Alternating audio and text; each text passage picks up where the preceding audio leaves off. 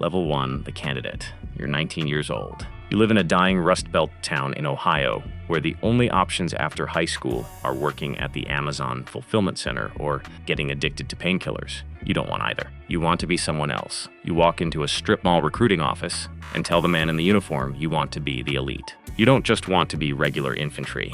You want to be a commando, specially trained for carrying out raids and operating in small teams behind enemy lines. You sign a contract with an Option 40 clause. You are shipped off to basic training, and then the real nightmare begins. You enter the selection phase. The instructors don't want you to pass. Their entire job is to break you, physically and mentally, to see what is left underneath. You are awake for 72 hours straight. You are forced to carry a 60-pound rucksack for 20 miles in the freezing rain. You run obstacle courses until your hands bleed. You take the brutal fitness test, swimming 500 yards, maxing out your push-ups and sit-ups in 2 minutes, doing dead hang pull-ups, and running miles until your lungs burn. Selecting applicants with the highest motivation is their only goal. Modern special forces run special selection processes that are designed to make you quit.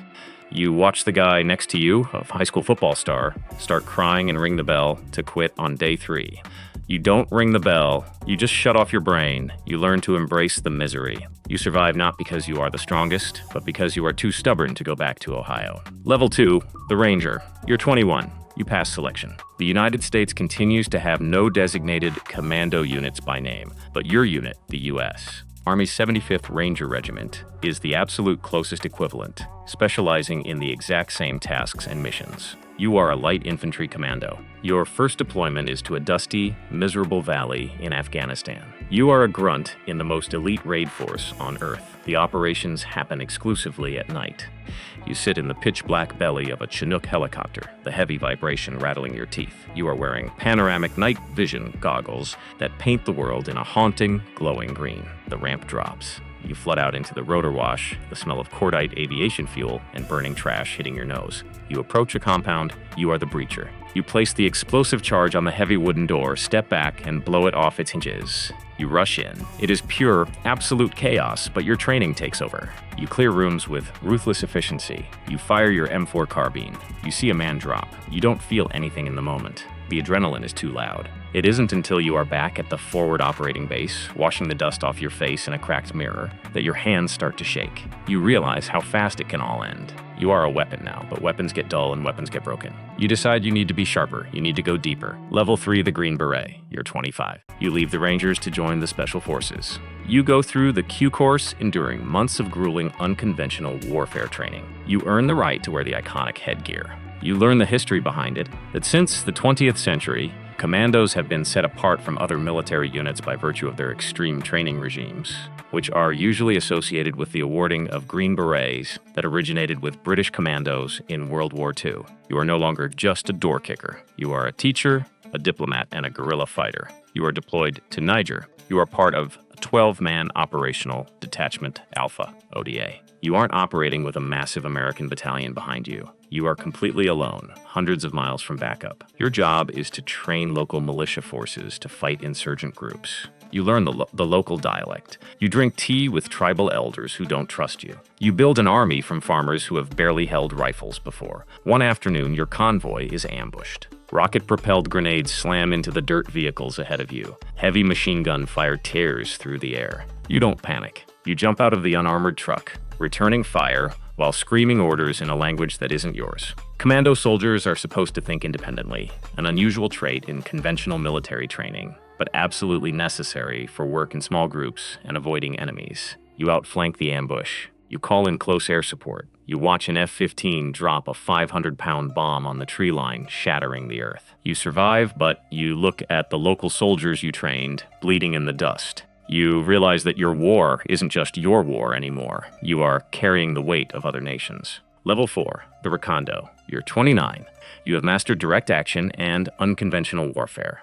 Now you pivot to the most psychologically demanding discipline of all. You become a Recondo, a reconnaissance commando. You attend a specialized school derived from the Vietnam era, designed to train small, heavily armed, long-range reconnaissance teams, the art of patrolling deep in enemy-held territory. You are deployed to the Syrian border. Your mission isn't to shoot, it's to watch. If you fire your weapon, you have failed. You and a 4-man team infiltrate a hostile area on foot. moving exclusively between 2:10 a.m. and 4 a.m. to avoid detection. You dig a hide site into the side of a rocky hill. For 8 agonizing days, you live in a hole no bigger than a coffin. You urinate in plastic bottles. You eat cold rations. You do not speak above a whisper. You watch an enemy supply route through the optics of your spotting scope, logging every truck, every weapon, every commander that passes by. The physical degradation is immense. The heat causes you to hallucinate. The cold at night freezes your joints. One afternoon, a shepherd and his dog walk within 10 feet of your camouflaged netting. You slowly draw your suppressed pistol, holding your breath, knowing that if the dog barks,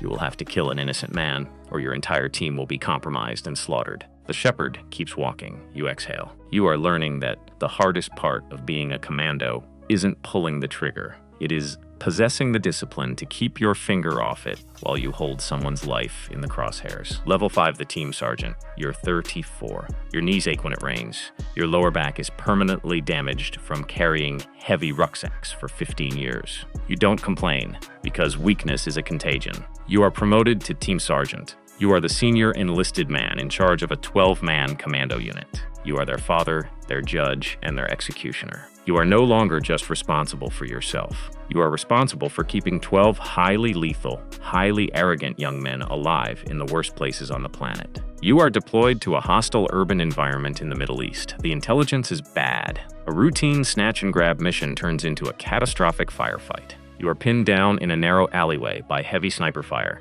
You make the call to push forward rather than retreat. You give the hand signal. Your youngest operator, a 22-year-old kid who reminds you of yourself when you first signed that Option 40 contract, steps around the corner to lay down suppressive fire. The sniper's bullet takes him in the neck. He drops instantly. You drag his body back into cover while the rest of the team obliterates the sniper's position. You fly home in the sterile, freezing cargo hold of a C-17 aircraft, staring at the flag-draped transfer case. You have to write the letter to his mother. You have to stand in front of his young wife and tell her that he died bravely. You don't tell her that he died. Because you made a tactical decision that turned out to be wrong. You absorb that guilt. You lock it inside a dark box in your mind because if you open it, it will destroy you. You go back to work the next week. You have to. 11 other men are waiting for your orders. Level 6, the Tier 1 operator. You're 38. You are tapped on the shoulder. The regular special forces aren't enough for you anymore. You are recruited into the absolute apex of the military machine, JSOC. You are a Tier 1 operator. Your existence is highly classified. You wear civilian clothes, grow a thick beard, and carry a Glock 19 concealed under your shirt. You operate in the shadows, similar to the historical covert units like the World War II Marine Raiders, who pioneered clandestine warfare. You are the ghost that the government sends to solve impossible problems. You specialize in hostage rescue and high-value target elimination. You are deployed globally, hopping from to Somalia to Iraq without your family ever knowing what continent you are on. You conduct a raid on a terrorist compound holding an American journalist. The operation is a masterclass in silent violence. You land miles away, hike through the desert in complete darkness, and scale the compound walls. You eliminate the guards using suppressed submachine guns. The only sound is the mechanical clack of the bolts cycling and the dull thud of bodies hitting the dirt. You breach the hostage room, neutralize the captors with double taps to the head, and extract the journalist. The entire operation takes less than 6 minutes. You are a surgeon with a rifle. But the perfection comes at an unbearable cost. Your marriage is falling apart. Your wife tells you that even when you are sitting at the dinner table, your eyes are 1,000 miles away. You missed your daughter's first steps, her first words, and her kindergarten graduation. You are the deadliest man in any room you walk into, but in your own home, you feel like a complete stranger. You traded your humanity for ultimate lethality, and you are starting to realize that you can never buy it back. Level 7, the Task Force Commander. You're 45. You are an officer now. Your body simply cannot absorb the punishment of breaching doors and carrying body armor anymore. You are pulled off the objective. You sit in a Tactical Operations Center, TOC, located in a massive, air-conditioned tent in a classified forward base. The room is filled with glowing monitors, intelligence analysts, and radio operators. You are the puppet master. You command a joint task force of commandos, intelligence assets, and aviation units. You no longer carry a rifle into combat. You wield a radio and a drone feed. You watch high-definition thermal imaging from a Predator drone circling 20,000 feet above a target in real time. You see the heat signatures of your men, tiny white dots moving towards a building. You see the heat signatures of the enemy setting up an ambush. You have to make split-second decisions that will dictate who lives and who dies. You speak into your headset, your voice completely devoid of emotion, and authorize a Hellfire missile strike just 80 meters from your own men.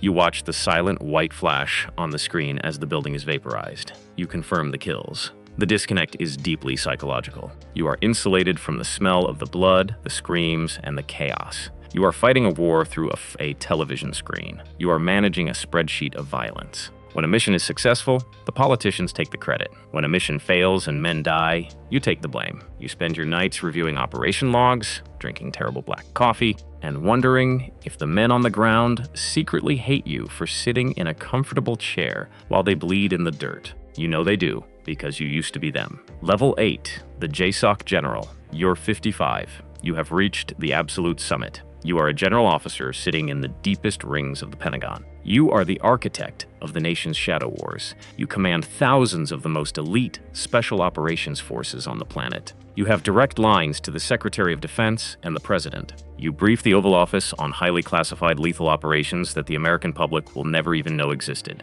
You deal with the CIA, the NSA, and foreign intelligence services. Your daily reading material consists of satellite imagery, intercepted communications, and global threat matrices. You are no longer fighting enemy combatants. You are fighting politicians, budget committees, and international diplomats. You manage an annual budget of billions of dollars. You fight vicious bureaucratic wars to ensure your commandos get the funding for the latest technology, the newest stealth helicopters, and the best body armor. But at this level, the morality becomes incredibly gray. You are making decisions that destabilize entire regions for the sake of national security. You authorize targeted drone strikes, knowing there is a 20% chance of civilian casualties. You calculate acceptable losses on a whiteboard. You look at the map of the world in your massive office, covered in red pins marking active combat zones. You realize that the war will never end. The names of the enemies change, the locations change, but the machine is hungry and it constantly needs to be fed.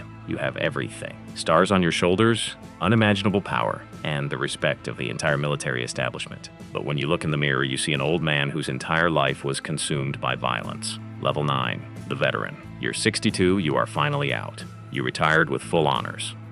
You have a pension that most people would kill for. You live in a beautiful house in a quiet suburb in Virginia. You took a lucrative consulting job on the board of a major defense contractor. On paper, you won the game. You are the ultimate American success story, but the reality is completely different. You wake up at 3 a.m. every single night, drenched in cold sweat, your heart hammering against your ribs. You hear the rotor wash of the Chinooks. You smell the cordate. You see the faces of the young men you sent into the meat grinder. You go to the kitchen, pour a glass of whiskey, and sit in the dark.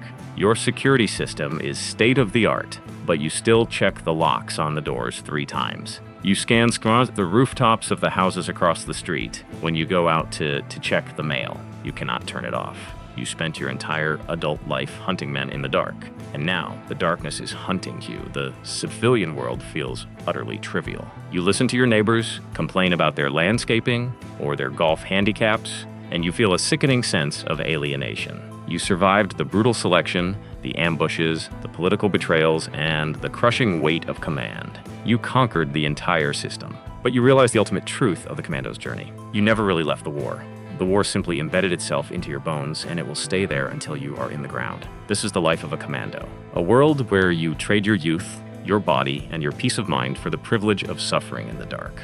You climb the ranks from a desperate kid shivering in the freezing rain to a master of global violence sitting in the Pentagon. You realize that true power isn't about the medals on your chest or the rank on your collar. It's about surviving long enough to realize that the machine you built your life around is exactly the same machine that slowly tore you apart.